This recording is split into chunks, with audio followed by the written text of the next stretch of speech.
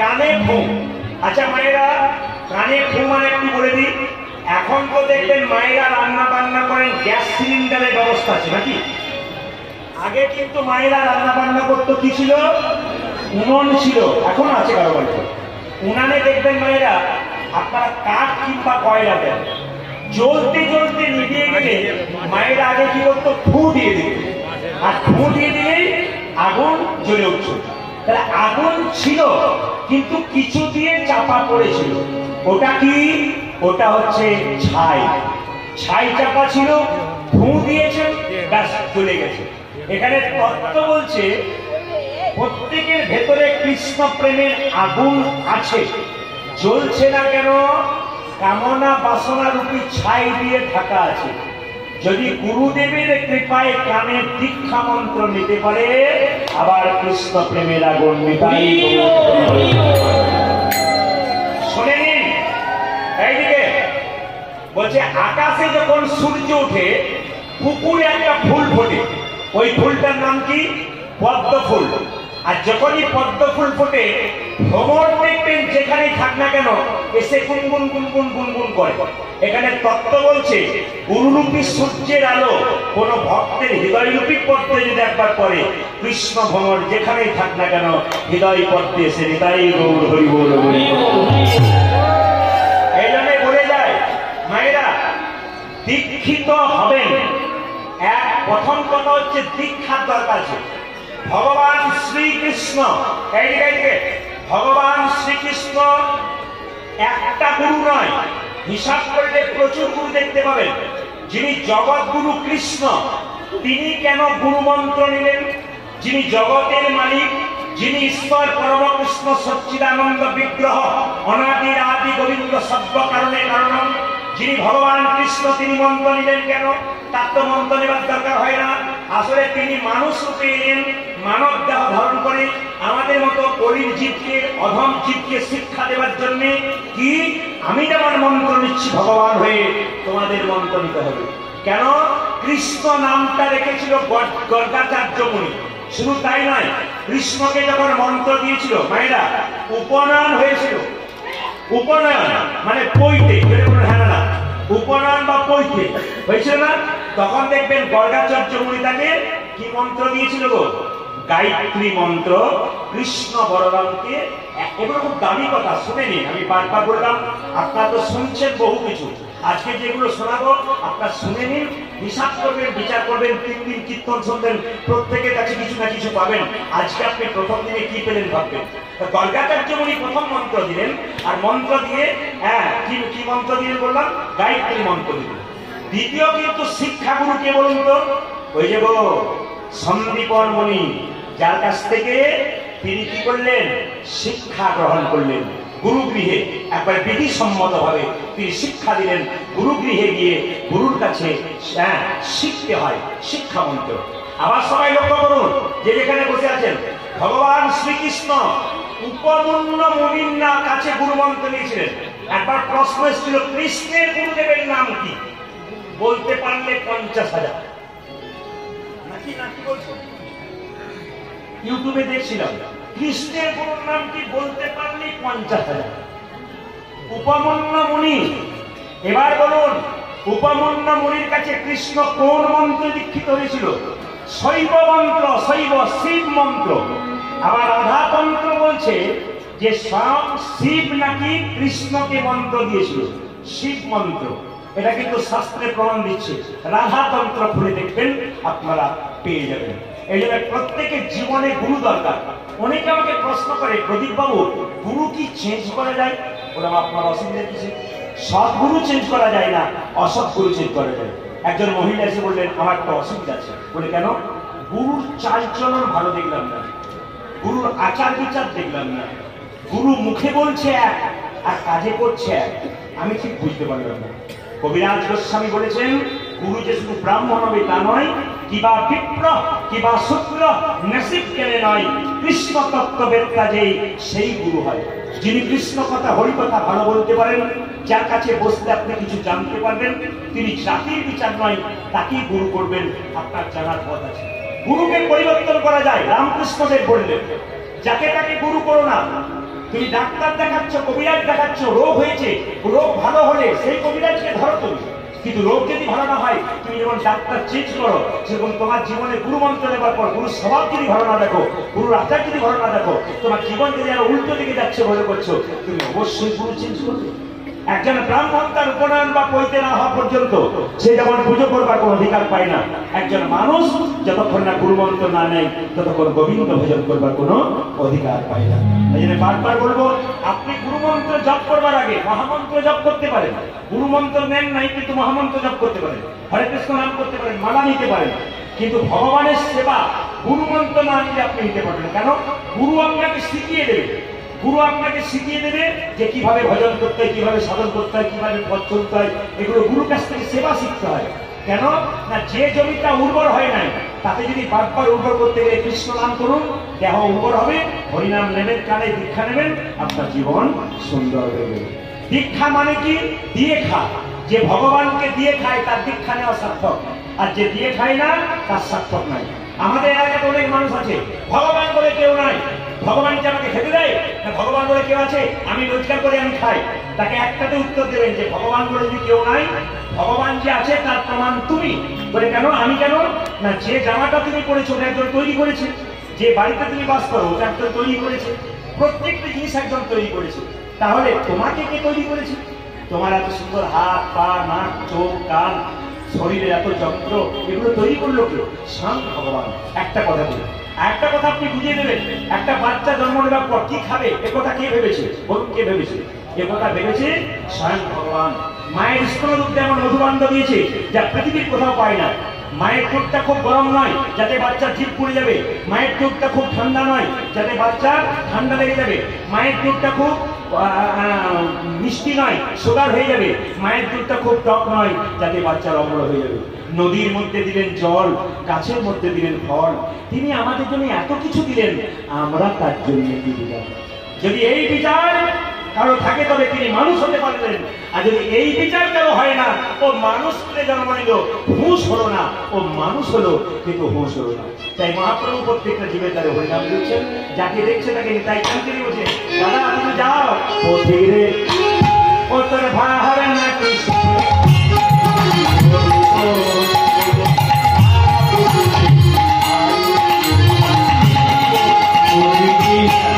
ও তোর ভাবে না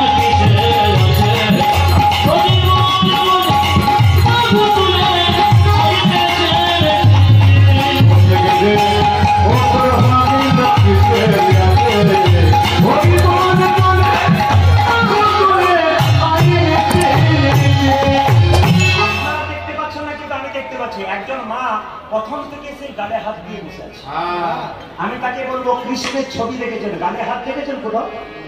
এত কৃষ্ণের ছবি দেখলেন, গালে হাত দেখেছেন?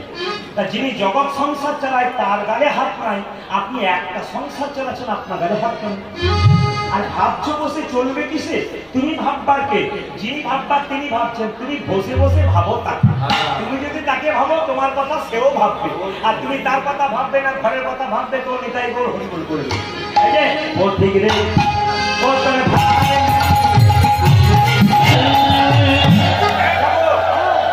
জোর করে হরিনাম দেবে না? জোর করে হরিনাম দেবে তোমার বুকে, তোমার বুকে, তোমার নিতাই চাঁদ বলছে, হ্যাঁ রে আমার বুকে লাথি মারবি? একটা ছেলে যদি বাবার বুকে লাথি মারে, বাবা কি ঘুরে ছেলেকে মারতে পারে? শিশু পুত্র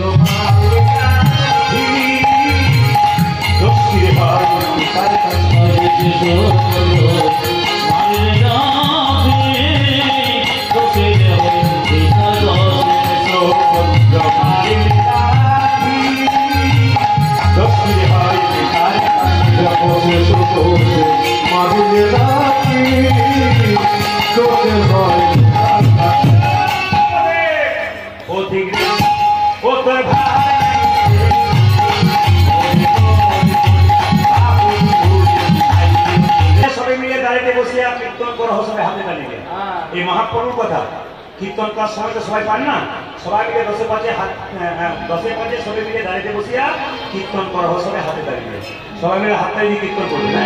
সবাই হাত উঠান, যারা আছে তিনি তুলবেন, যার নাইটা তোলা দরকার না। এটি কার কার হাত আছে? যার হাত আছে তিনি তুলবেন, যার নাইটা তোলা দরকার না। এটা মহাপ্রভুর কথা। দশে পাঁচে সবে মিলে দাঁড়িয়ে বসিয়া কীর্তন কর সবে হাতে তালি দিয়া। ভগবানের কথা সবাই হাতে দিন। আগে গাই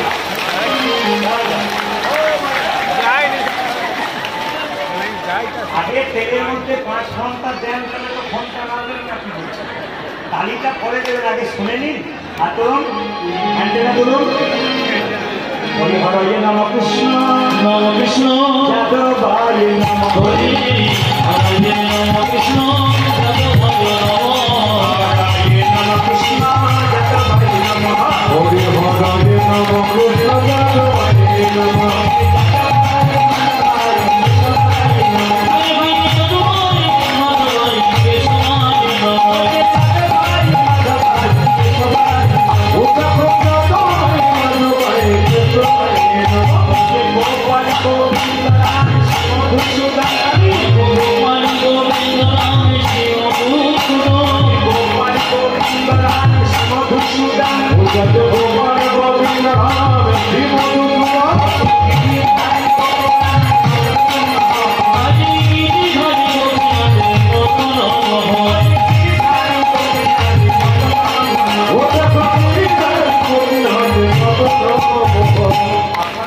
সব ভালো লাগলো, একটা জিনিস খারাপ লাগলো, বলবো না, বাদ দিল না, ভালো একদিন জন্য এলাম। আমি তো না বলে যাবো না, বলবো বলেই এসেছি, আমি বলবো বলে এসেছি। আপনাদের ভালো লাগলো কোনটা? আপনাদের ভালো লাগলো কোনটা? সবাই মিলে হাতটা দিচ্ছেন হরি হরে নম কৃষ্ণ যাদবায় নম, এটা আমার খুব ভালো লাগলো। আর খারাপ লাগলো কোনটা? 2-4 জন হরি হরে নম কৃষ্ণ যাদবায় নম। এরা বিশিষ্ট হিন্দু ধর্মের ভালো লোক, এদের জন্য হিন্দু ধর্ম এগিয়ে যাবে। তবে যাকে দেখে এরকম করলাম সে তো তাড়াতাড়ি নামিয়ে দিয়েছে, মেডিসিন না দিলে কাজ হবে, নামিয়ে দিই। তবু কিন্তু 1-1 দেখবেন তাকিয়ে দেখুন এখন এরকম করে আছে, ওগুলো সুপারি। সুপারি দেখেছেন বাইরেও রস নাই ভেতরেও রস নাই, ও খেলে বরং জিভ দাঁত নষ্ট হয়, কিছু লাভ কিছু হয় না, ওই খান মাত্র। ওই সুপারির মতো কিছু পার্টি আছে, ও আসেই মাত্র, ওরও কিছু লাভ হয় না, ওর পাশে যে দাঁড়ায় তারও কিছু হয় না। ওই জন্য যারা এরকম এখনো 2-4 জন আছে উড়িষ্যা থেকে এসছে, বাংলা বই করছে। আতরণ সবাই আতরণ হরি হরে কৃষ্ণ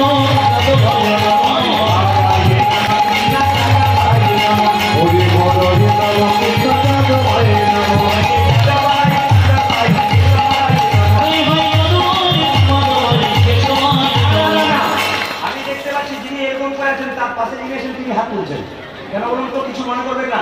যেখানে ছাগল কাটা হয় সেখানে দেখবেন একটা ছাগলকে কেটে চামড়া ছুঁড়ে দড়ি দিয়ে টাঙিয়ে দেওয়া হয়, আর পাশে দেখবেন একটা ছাগল দিব্যি বসে বসে কাঁঠাল পাতা ছিল, ও জানে না যে এরপরের লাইনটা আমার।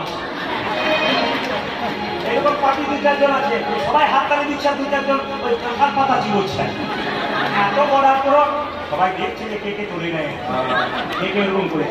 না না, একটা কথা বলি, হিন্দুদের সব জায়গায় আমাদের লজ্জার ব্যাপার কি বলুন তো?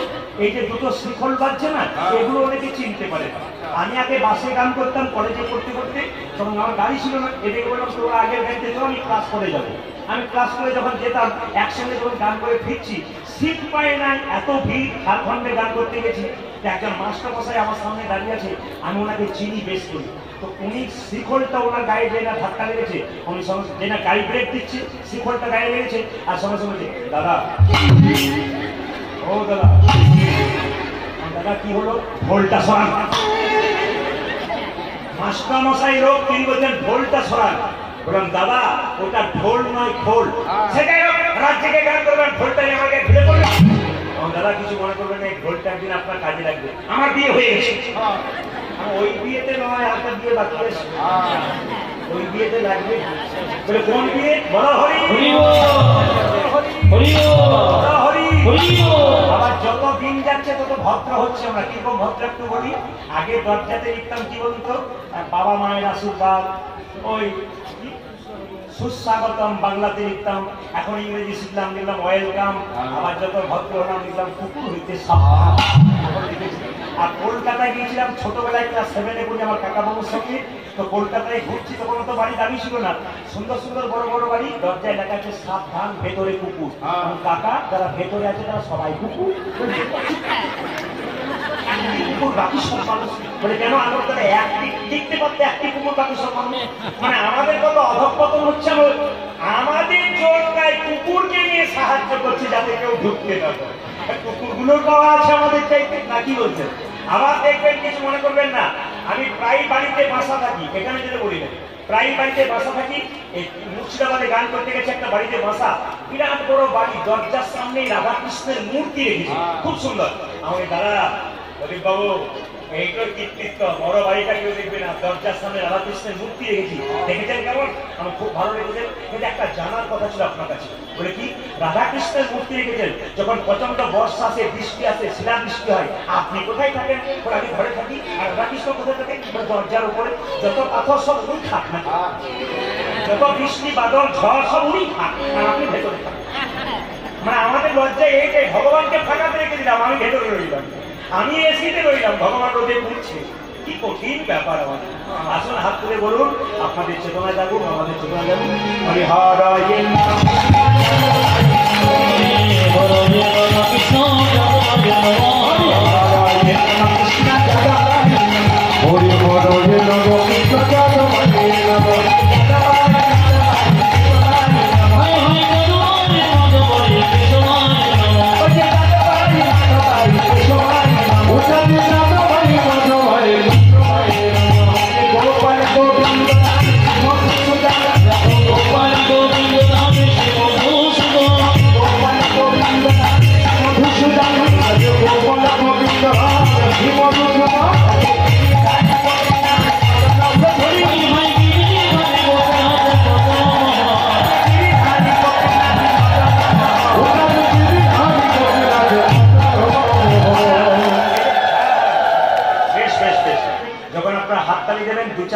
কীর্তনটা বেরোবে, হাওড়ি হাট নাম থাকবে, দেখবেন যখন বেরোবে কীর্তনটা, তখন আপনার হাতটা দিয়ে তোলা থাকে, ইউটিউবে দেখতে পাবেন। দিদি আমি তুলেছি, আমার বসে পাশের জন বলবে, দিদি আমি তুলি না, ও আমার যেন বলতে না হয়। সবাই মিলে হাত তুলুন, সবাই যেন বলুন একসঙ্গে, একসঙ্গে দেখি। এরা বলবেন, আপনারা বলুন, বলুন হরে কৃষ্ণ, হরে কৃষ্ণ, কৃষ্ণ কৃষ্ণ হরে হরে, হরে রাম,